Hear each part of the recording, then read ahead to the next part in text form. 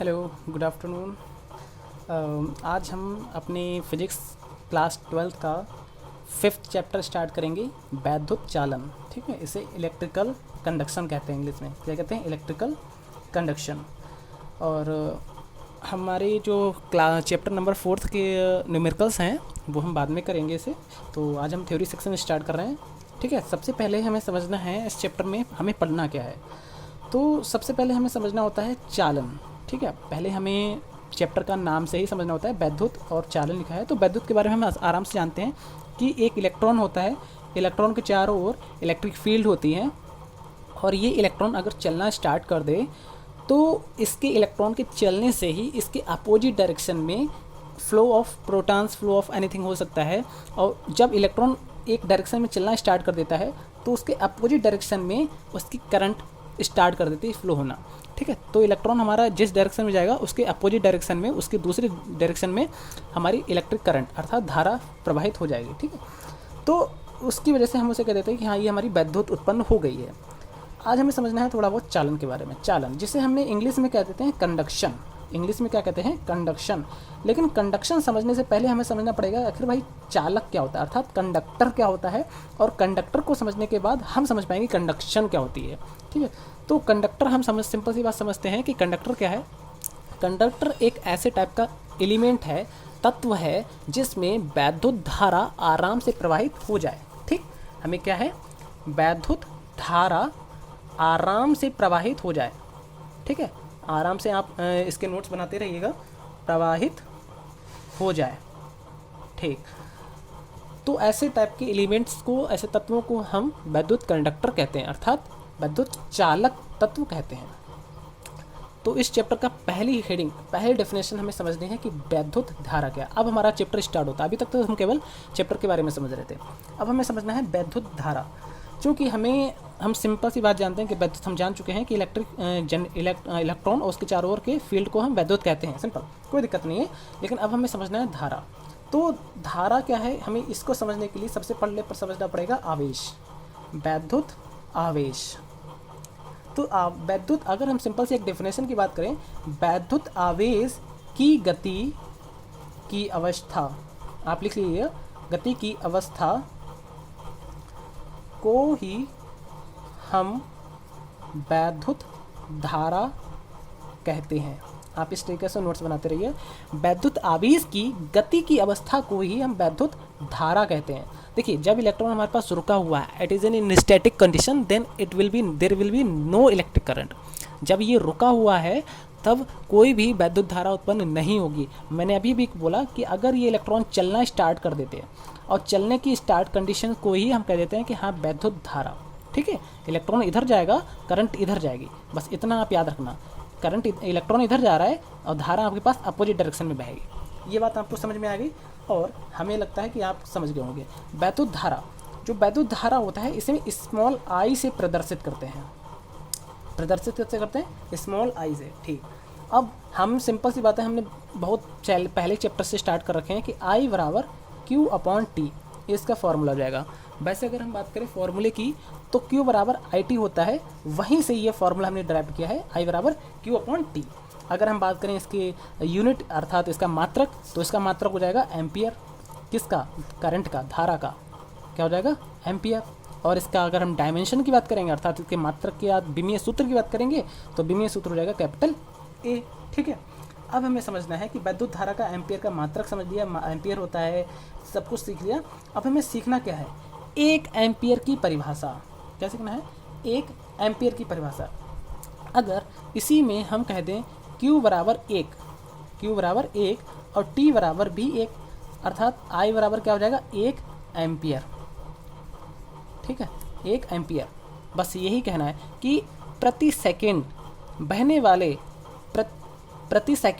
वाले आवेशों की संख्या, प्रति सेकेंड बहने वाले एक आवेश की संख्या को ही हम 1 एम्पियर धारा कहते हैं। फिर से समझ लीजिए, प्रति सेकेंड बहने वाले एक आवेश की मात्रा को ही हम 1 एम्पियर धारा कहते हैं। ठीक, मुझे लग रहा है आपको इतना समझ में आ गया हो। हम जानते हैं, सिंपल सी बात है, एक इलेक्ट्रॉन पर आवेश कितना होता है, 1.6 × 10⁻⁻19 कूलाम। हम जानते हैं, अच्छे से बचपन से सीखे हैं, ठीक है।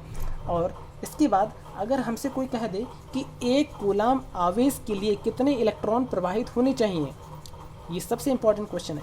एक कूलाम आवेश के लिए कितने इलेक्ट्रॉन प्रवाहित होने चाहिए, तो वो हमें निकालने के लिए हम क्या निकालेंगे, हमारे पास फार्मूला क्या है, Q बराबर IT।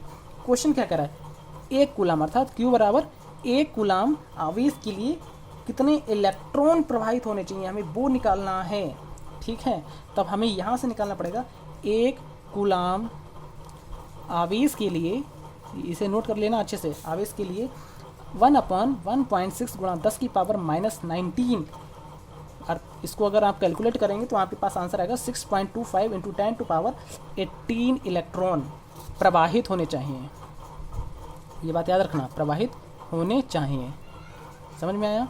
अगर हमें एक कूलाम आवेश उत्पन्न करना है, प्रोड्यूस करना है, तो कितने इलेक्ट्रॉन प्रवाहित होने चाहिए भाई साहब, इतने इलेक्ट्रॉन प्रवाहित होने चाहिए, 6.25 इंटू 10 टू पावर 18 इलेक्ट्रॉन, ये इतने इलेक्ट्रॉन प्रवाहित होने चाहिए। आई होप समझ में आ गया होगा। मीन्स अगर हम बात करना चाहें सिंपल सी एक बात मोटे मोटे, तो आपको समझना होगा 1 एम्पियर करंट किसके बराबर होता है, 6.25 इंटू 10 टू पावर 18 इलेक्ट्रॉन प्रति सेकेंड। क्या समझ में आया, 1 एम्पियर करंट, 1 एम्पियर धारा उत्पन्न करने के लिए 6.25 into 10 to power 18 electron 1 second में प्रवाहित होंगे, तो 1 एम्पियर की धारा उत्पन्न होगी। समझ में आ गया, आई होप आपको ये समझ में आ गया होगा। अब हमें कुछ नोट पॉइंट इकट्ठे कर लेने हैं कि आखिर नोट किस तरीका है, क्योंकि आई जो है वो कैसी राशि है, एक अदिश राशि है, जैसे कि आपको याद रखना पड़ेगा आपको, ठीक है। It's an scalar quantity, scalar quantity, ठीक, ये एक स्केलर क्वांटिटी है। मतलब इसमें हम तीर से रिप्रेजेंट इसे नहीं करते कि हाँ तीर से रिप्रेजेंट कर रहे हैं वगैरह, ऐसा कुछ नहीं होता। हमारे पास नेक्स्ट टॉपिक का नाम है वैद्युत आवेश में मुक्त इलेक्ट्रॉन। देखो मैं अपनी एक रफ शीट पे लिख रहा हूँ, तो आप अगर आपको नोट्स बनाने के लिए अपना एक फेयर कॉपी पे बनाइएगा, ठीक है। मुक्त इलेक्ट्रॉन मॉडल, हमें ये समझना है, मुक्त इलेक्ट्रॉन मॉडल, जिसे हम इंग्लिश में कह देते हैं फ्री इलेक्ट्रॉन मॉडल, ठीक। इसको समझने के लिए हमें सिर्फ एक बेसिक चीज़ समझनी होगी कि each and every particle, everything जो हमारी इस यूनिवर्स में है, everything has been made by the smallest particle which is called atom. सबसे छोटा तत्व जिससे मिल करके सारा ब्रह्मांड बना है, वो क्या है, वो भाई साहब एटम ही तो है, जिसे हम परमाणु कहते हैं। अब यही परमाणु जो है इंसान को ही नहीं सभी चीज़ों को बना के रखा है। अब ये परमाणु क्या होता है, ये सबसे बेसिक यूनिट है। हम जानते हैं परमाणु में 3 चीज़ें होती हैं। कौन कौन सी चीज़ें होती हैं, इलेक्ट्रॉन, प्रोटॉन, न्यूट्रॉन। जो प्रोटॉन न्यूट्रॉन जो होते हैं भाई साहब बड़े चालाक निकल गए, जो अंदर रह गए, उन्होंने कहा कि हम अंदर ही रहेंगे और इलेक्ट्रॉन को छोड़ दिया बाहर, आप बाहर रहो, चक्कर लगाते रहो सॉरी। तो जो प्रोटॉन न्यूट्रॉन जिसके अंदर बैठे हैं, इसको क्या कहते हैं, हम कहते हैं नाभिक। सिंपल, इसे कहते हैं नाभिक अर्थात न्यूक्लियस, ठीक है, न्यूक्लियस। और ये इलेक्ट्रॉन क्या है, वो बाहरी कक्षा में चक्कर लगाते रहते हैं। अगर हम बात करें, सिंपल सी बात है, तो ये इस तरीके के जो इलेक्ट्रॉन चक्कर लगाते हैं, प्रोटॉन न्यूट्रॉन और इलेक्ट्रॉन बाहर, तो इसे कह देते हैं हम परमाणु अर्थात एटम। और बाई चांस यहीं पे अगर हम दूसरा कॉन्सेप्ट ऐड कर दें, इलेक्ट्रॉन, प्रोटॉन, इलेक्ट्रॉन पर कैसा चार्ज होता है, माइनस, प्रोटॉन पर कितना चार्ज होता है, प्लस। इस पर भी सेम होता है 1.6 गुणा 10 की पावर -19। इस पर क्या होता है 1.6 गुणा 10 की पावर -19, लेकिन ये होता है माइनस, ये होता है प्लस। इसकी वजह से प्रोटॉन और इलेक्ट्रॉन के बीच लगता है आकर्षण बल, और आकर्षण बल लगने की वजह से ये दोनों एक दूसरे से छोड़ करके नहीं जाते हैं। और जहाँ पे रहेगा हमारे पास न्यूट्रॉन, इस पर कोई भी चार्ज नहीं होता, ये होता है उदासीन। इसीलिए कहा जाता है प्रोटॉन पर इतना, इलेक्ट्रॉन पर इतना, दोनों हो गए बराबर। अब बराबर मिलकर के क्या बनाया, 0, और ये ऑलरेडी 0 था। इसीलिए कहा जाता है कि परमाणु हमेशा उदासीन अवस्था में रहता है। तो यहाँ से एक ऑब्जेक्टिव क्वेश्चन आता है कि परमाणु प्लस में रहता है, माइनस में रहता है, उदासीन रहता है, इनमें से कोई नहीं। तो आपको आंसर लगाना है उदासीन रहता है, ठीक है। अब हमें समझना है कि आखिर भाई साहब हमने ये तो समझ लिया कि इलेक्ट्रॉन, प्रोटॉन, न्यूट्रॉन होते हैं, क्या इस इलेक्ट्रॉन की वजह से ही करंट हमारे पास एक पदार्थ, एक तत्व क्या धातु और अधातु या चालक बनता है ना? ऐसा नहीं है, इन इलेक्ट्रॉन की वजह से नहीं बनता।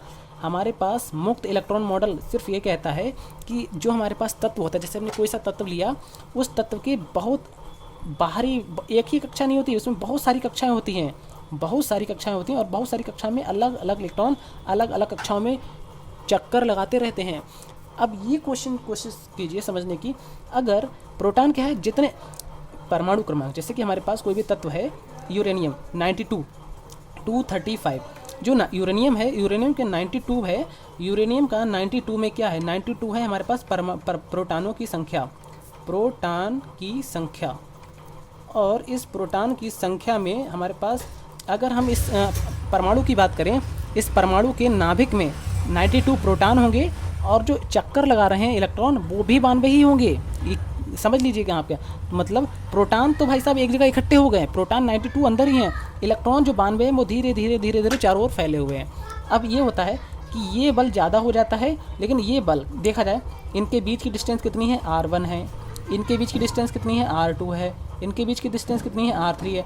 अब देखा जाए बेसिक कॉन्सेप्ट अगर आप समझ रहे हो, तो इनके बीच की डिस्टेंस अर्थात दूरी बढ़ रही है, और हम जानते हैं कूलाम के नियम से अगर बीच की दूरी बढ़ रही है तो उनके बीच लगने वाला आकर्षण बल कम हो जाता है।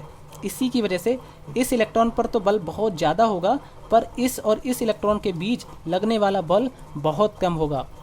इसीलिए जो इलेक्ट्रॉन, ये बाहर वाला इलेक्ट्रॉन होता है, ये होता है फ्री, अब जा सकता है कहीं भी। और ये इलेक्ट्रॉन अगर जब फ्री है तो भाई साहब बाहर वाला अगर कोई भी इसे अट्रैक्ट करेगा तो ये ईज़िली आराम से बाहर चला जाएगा।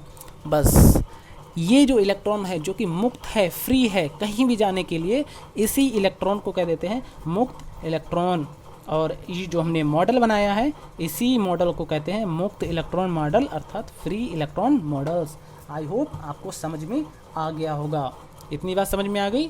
ठीक, अब क्या काम करते हैं, हम इसके नेक्स्ट टॉपिक को हम नेक्स्ट टाइम पढ़ते हैं। आज के लिए इतना ही, थैंक यू, बाय बाय। अगर कोई भी क्वेश्चन हो तो आप प्लीज़ इसमें कमेंट बॉक्स में कमेंट कर दीजिएगा, और नोट्स बनाते रहिएगा प्रॉपर। Thank you.